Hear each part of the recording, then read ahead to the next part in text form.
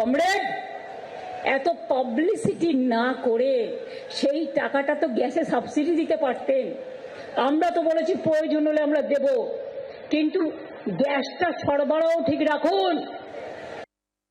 শ্রেয়সী রয়েছেন আমাদের সঙ্গে, আমাদের প্রতিনিধি। তার মানে শ্রেয়সী, ক্রাইসিস যত বাড়বে ততই আক্রমণের ধার বাড়াবে তৃণমূল, আজকে সে বার্তা স্পষ্ট হয়ে গেল।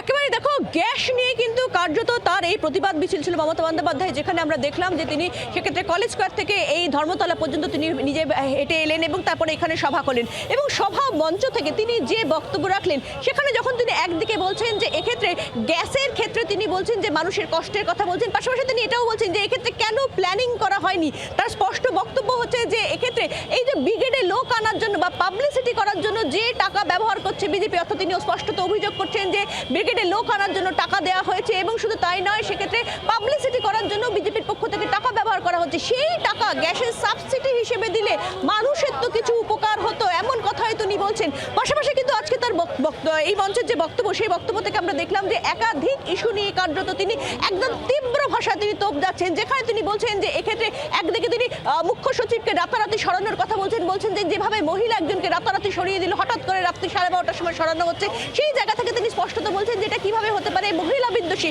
পাশাপাশি তিনি এই কথাও বলছেন যে এক্ষেত্রে যতই চেঞ্জ করো বাংলার গভর্নমেন্ট চেঞ্জ হবে না। পাশাপাশি এক্ষেত্রে দেখা যাচ্ছে যে ব্রিগেড থেকে নরেন্দ্র মোদী তিনি যে বক্তব্য রেখেছিলেন, সেই বক্তব্যের কিন্তু কার্যত এই মঞ্চ থেকে তিনি পাল্টা বক্তব্য রাখছেন মমতা বন্দ্যোপাধ্যায়, যেখানে বলছেন যে এক্ষেত্রে যে মারার কথা বলেছেন নরেন্দ্র মোদী, সেই বক্তব্য কিন্তু কার্যত অসাংবিধানিক, কিন্তু তারা কখনোই বদলা নেওয়ার কথা বলবেন না, এমনটা তিনি জানাচ্ছেন। সব থেকে শেষে তিনি যেটা বলছেন যে এক্ষেত্রে অনেকে বলছেন যে শশী পাজার বাড়ি আক্রমণ হয়েছে, অনেক বিজেপি নেতা তারা বলছেন যে শশী পাজার বাড়ি আক্রমণ হচ্ছে, এরপরে কালীঘাট আক্রমণ হবে। আর সেই জায়গা থেকে দাঁড়িয়ে মমতা বন্দ্যোপাধ্যায় তিনি বলছেন যে এটা কার্যত কিন্তু একটা হামলার ছক, এবং সেখান থেকে তার বক্তব্য শোনাবো আপনাদের।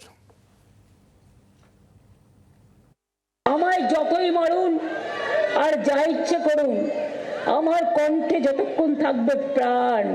আপনারা তো এমন এমন কথা বলছেন যেন আমার মৃত্যুর কামনা করে আমাকে খুন করার কনস্পিরেসি করছেন।